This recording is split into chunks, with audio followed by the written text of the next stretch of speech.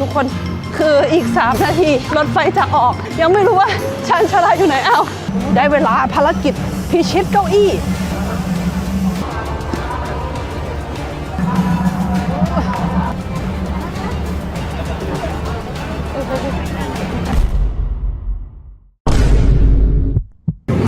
มีคนจะลงแล้วมีคนจะลงไปลงเหรออย่าลงอย่าลงอย่าลงนี่เรามันจะชักอ่ะทำไงอ่ะ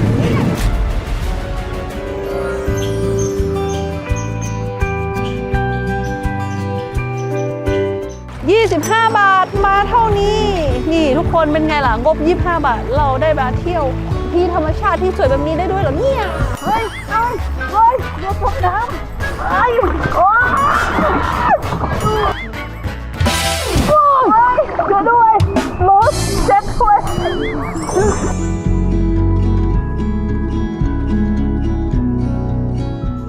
ชิมก่อน